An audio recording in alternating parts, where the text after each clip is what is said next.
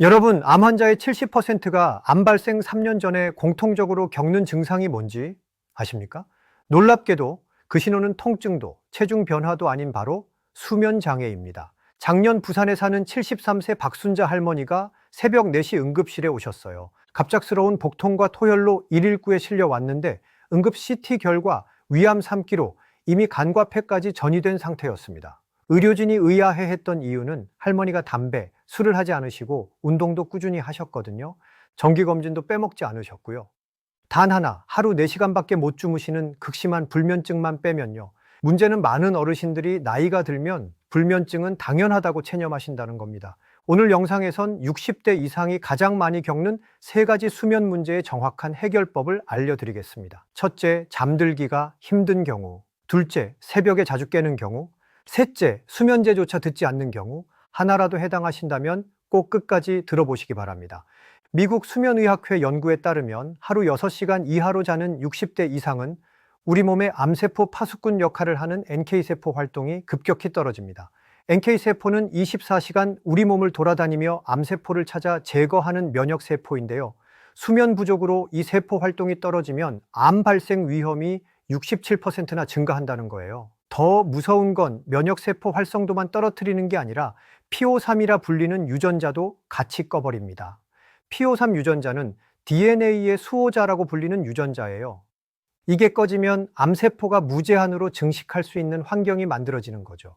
그런데 불면증으로 인해 단 하루만 4시간밖에 못 자도 다음날 이 암세포 파수꾼들의 활동은 절반으로 떨어진다는 사실입니다. 여러분, 침대에 누워서 1시간, 2시간씩 뒤척이며 왜 잠이 안 올까 하신 적 있으시죠? 대구에 사는 72세 최봉수 할아버지도 그랬습니다. 매일 밤 10시에 잠자리에 드셔도 새벽 2시까지 잠이 안 와서 고생하셨어요. 나이 들어서 그런가 보다 하며 참고 계셨는데 6개월 후 정기검진에서 전립선암 2기 진단을 받으셨습니다.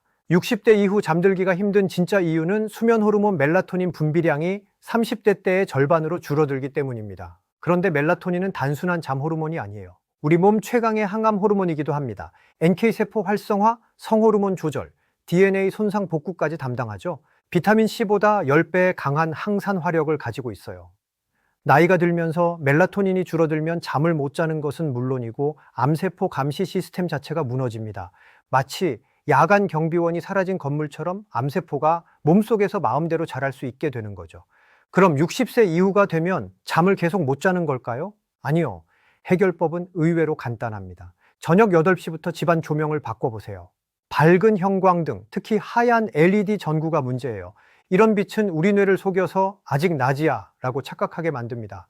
대신 웜라이트 또는 2700K라고 적힌 따뜻한 노란빛 전구로 바꿔보세요.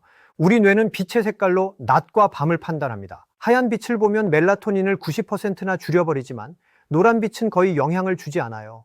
최봉수 할아버지도 아드님이 웜톤 전구를 사다 드렸어요.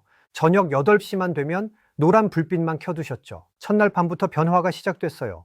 7시간 수면 후 다음날 오전 혈액 검사에서 NK세포 활동이 30% 증가한 것을 확인했습니다. 2주 후에는 침대에 눕자마자 15분 안에 잠들 수 있게 되셨고요. 3개월 후 정기검진에서 PSA 수치가 정상 범위로 돌아오고 종양 크기도 현저히 줄어든 거예요. 단순히 전구 색깔만 바꿨을 뿐인데 할아버지 몸속 멜라토닌이 정상적으로 분비되기 시작하면서 자연스러운 수면 리듬을 되찾으신 거죠. 하지만 잠들기 힘든 것보다 더 괴로운 건 새벽에 깨는 거예요. 인천에 사는 67세 이미숙 할머니도 그랬습니다. 겨우 잠들어도 새벽 2시, 3시면 어김없이 눈이 떠져서 그 이후로는 한숨도 못 주무셨어요. 화장실 가고 싶어서 깬 건데 왜 다시 잠이 안 올까 하며 천장만 바라보다가 아침이 되곤 했죠. 그리고 8개월 후 할머니는 정기검진에서 유방암 1기 진단을 받으셨습니다. 자식들은 왜 하필 우리 어머니가 하며 병원 복도에서 울었습니다. 새벽에 자주 깨는 진짜 원인은 나이가 들면서 스트레스 호르몬 코르티솔 때문에 깊은 잠의 비율이 급격히 줄어들기 때문입니다. 정상적인 코르티솔 호르몬은 아침에 높아져서 우리를 깨우고 밤에는 낮아져서 잠들게 도와줘야 해요. 그런데 60세 이후에는 이 리듬이 무너지면서 새벽 2시에서 4시 사이에도 코르티솔이 높게 유지돼요. 그래서 새벽 2시나 3시쯤에 깨시는 분들이 많은 것도 이 이유 때문이에요. 마치 몸속에서 아직 깨어 있어야 해 라고 알람이 계속 울리는 거죠. 더 심각한 건 단 하루만 새벽에 깨어도 다음날 멜라토닌 분비가 40% 감소한다는 거예요. 그럼 또 악순환이 반복되죠? 그래서 코르티솔 분비량이 많아지는 60세 이후에는 뇌파가 각성 상태로 바뀌면서 깊은 잠에 들지 못하고 화장실이나 작은 소음 같은 자극에도 쉽게 깨게 됩니다. 더 심각한 문제는 깊은 잠 동안에만 멜라토닌이 활발히 활동하면서 암세포를 직접 공격한다는 거예요. 멜라토닌은 비타민C나 이 같은 일반적인 항산화 물질과 달리 세포벽과 미토콘드리아마까지 자유롭게 통과할 수 있어요. 그래서 암세포 내부 깊숙한 곳까지 침투해서 DNA 손상을 복구하고 암세포를 직접 파괴할 수 있습니다. 그런데 코르티솔 때문에 새벽에 자주 깨서 깊은 잠을 못 자면 이런 멜라토닌의 항암 활동이 중단돼요. 마치 야간 특수부대가 작전을 못하는 것과 같죠. 결국 암세포가 자랄 수 있는 환경이 만들어지는 거예요. 이미숙 할머니의 유방암도 바로 이 때문이었어요. 몇 달간 새벽에 깨는 패턴이 지속되면서 코르티솔이 계속 높게 유지되고 그 결과 멜라토닌의 항암 활동이 약화되면서 유방세포에서 암이 자라기 시작한 거였습니다.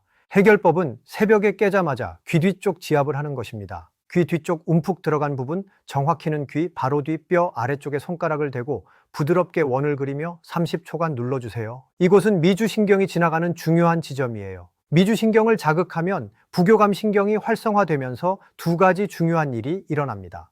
첫째, 스트레스 호르몬 코르티솔 분비가 즉시 억제돼요. 둘째, 동시에 멜라토닌 분비가 다시 촉진됩니다. 존스 홉킨스 대학 연구에 따르면 미주신경 자극 후 5분 내에 코르티솔 수치가 평균 35% 감소하고 15분 후에는 멜라토닌 농도가 증가하기 시작한다고 보고했어요. 중요한 건 새벽에 깨자마자 바로 하는 거예요. 침대에서 일어나지 말고 누운 채로 양쪽 귀 뒤를 동시에 30초씩 마사지 하세요. 그러면 다시 깊은 잠에 빠져들 수 있습니다. 이미숙 할머니도 이 방법을 쓰신 후 놀라운 변화를 경험하셨어요. 첫날 밤부터 새벽에 깬 후 10분 안에 다시 잠들 수 있게 되셨고 다음날 오전 혈액 검사에서 NK세포 활동이 25% 증가한 것을 확인했습니다. 2개월 후에는 새벽에 깨는 횟수 자체가 줄어들었고 6개월 후 검진에서 종양이 완전히 사라진 것을 확인했어요. 할머니는 지금도 건강하게 손자들아 할머니가 만든 밥이 제일 맛있지? 멸을 함께 식사하고 계십니다. 하지만 광주에 사시는 한종철 할아버지처럼 수면제로도 잠을 못 주무시는 분들도 계시죠. 너무 불면증을 오랫동안 앓아서 몸이 약발을 받을 수 없을 만큼 변해버렸거든요. 만성 불면증을 겪는 분들은 수면제가 되었든 멜라토닌 영양제가 되었든 약이 작용할 수 있는 환경이 먼저 만들어져야 해요. 한종철 할아버지는 15년간 매일 수면제를 드셨지만 결국 새벽 2시까지 뒤척이셨어요. 멜라토닌 영양제, 천연수면 보조제까지 다 써봤지만 소용없었죠. 내 몸이 완전히 망가진 것 같다고 하셨어요. 할아버지의 문제는 바로 수면 시스템 자체가 고장 났기 때문입니다. 마치 녹슨 자물쇠에 아무리 좋은 열쇠를 넣어봐도 안 돌아가는 것처럼 뇌의 멜라토닌 수용체가 망가져서 어떤 좋은 약을 써도 잠들어라는 신호가 전달되지 않는 거예요. 특히 할아버지처럼 벤조디아제핀 같은 수면제를 너무 오래 먹으면 뇌의 수면 회로가 인위적인 진정에만 의존하게 됩니다. 자연스러운 멜라토닌 수용체는 점점 둔감해지고 뇌에서도 굳이 멜라토닌을 만들 필요 없네 하며 생산을 줄여버려요. 더 무서운 건 수면제를 6개월만 복용해도 NK세포 활동이 평균 60% 감소한다는 거예요. 미국 국립수면재단 연구에 따르면 벤조디아제핀을 6개월 이상 복용한 환자의 78%에서 멜라토닌 수용체 민감도가 현저히 떨어진다고 보고했어요. 결국 약도 안 듣고 자연스러운 잠도 못 자는 악순환에 빠지게 되는 거죠. 문제는 멜라토닌 수용체가 망가지면 항암 효과도 사라진다는 겁니다. 아무리 멜라토닌이 분비되어도 수용체가 인식을 못하니까 암세포 공격 명령이 전달되지 않는 거예요. 그럼 어떻게 해야 할까요? 약에만 의존하는 몸에서 벗어나 자연스러운 수면 리듬을 되찾는 과정이 필요해요. 첫째, 수면제를 오래 드시면 우리 뇌에 잠드는 스위치 역할을 하는 멜라토닌 수용체가 점점 무뎌져요. 그렇다고 갑자기 끊으시면 오히려 더 큰 불면증이 올 수 있거든요. 그래서 반드시 의사와 상의해서 조금씩 줄여나가는 과정이 필요합니다. 실제로는 멜라토닌 수용체를 다시 깨워주는 라멜턴이라는 약을 쓰기도 하는데 이 역시 환자분마다 부작용이 다르기 때문에 전문의 판단이 꼭 필요해요. 둘째, 수용체 회복을 돕는 생활 습관을 만들어야 합니다. 앞서 말씀드린 대로 저녁 시간에는 조명을 어둡게 하고 규칙적인 수면 리듬을 지켜야 해요. 또 최근에는 사프란 같은 천연 성분이 멜라토닌 수용체와 세로토닌에 긍정적 영향을 준다는 연구들도 보고되고 있어요. 특히 사프란에 들어있는 크로신과 사프라날이라는 성분이 중요해요. 크로신은 망가진 멜라토닌 수용체를 복구하는 효과가 있고, 사프라날은 뇌에서 세로토닌 생산을 늘려서 자연스러운 멜라토닌 분비를 촉진하거든요. 미국 수면의학회에 발표된 최신 연구에서는 만성 불면증 환자 60명에게 사프란 추출물을 8주간 투여한 결과 수면의 질이 평균 70% 개선되었다고 보고했어요. 특히 장기간 수면제를 복용했던 환자들에서도 멜라토닌 수용체 민감도가 점진적으로 회복되는 것을 확인했습니다. 약이 전혀 듣지 않는다는 분들도 이런 보조적인 방법과 생활습관 교정으로 수면질이 개선된 사례가 늘고 있습니다. 중요한 건 포기하지 않는 마음가짐입니다. 나이는 정말 숫자에 불과해요. 한종철 할아버지도 의사와 상의한 후 수면제의 부작용 우려 때문에 생활습관 개선과 사프란 추출물을 선택하셨어요. 놀랍게도 첫 주부터 자연스러운 수면 패턴이 회복되기 시작했고, 2주 후 혈액 검사에선 NK세포 활동이 다시 100% 증가한 것을 확인했습니다. 8주 만에 15년간 의존했던 수면제 없이도 자연스럽게 잠들 수 있게 되셨죠. 할아버지가 만약 이 방법을 몰랐다면 지금도 가족들은 혹시 할아버지가 갑자기 아파지시는 건 아닐까, 매일 불안 속에 살고 있었을 겁니다. 하지만 이제 불면증 탈출 방법을 알게 되신 할아버지는 지금도 건강하게 이제야 진짜 잠이 뭔지 알겠다, 내 몸이 다시 살아나는 것 같다고 하십니다. 여러분 기억하세요. 오늘 밤이 바로 당신의 새로운 시작입니다. 내일 아침 가족들이 아버지 안색이 좋아지셨네요 할 수도 있어요. 일주일 후면 요즘 왜 이렇게 기운이 넘치세요 할 수도 있고요. 한 달 후에는 건강검진에서 놀라운 변화를 확인할 수도 있습니다. 편안한 수면은 멀리 있지 않습니다. 오늘 밤 아주 작은 선택 하나가 내일을 완전히 달라지게 만들 겁니다.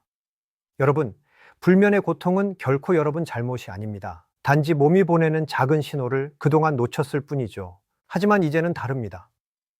오늘 배운 방법을 실천한다면 여러분도 이게 진짜 잠이구나 하고 놀라실 겁니다. 이제 잠은 단순한 휴식이 아닙니다. 여러분의 뇌를 살리고 심장을 지키고 인생을 다시 빛나게 만드는 두 번째 심장 박동입니다. 오늘부터 바꿔보세요. 그리고 반드시 달라진 내일 아침을 만나보시길 바랍니다. 끝까지 함께 걸어드리겠습니다.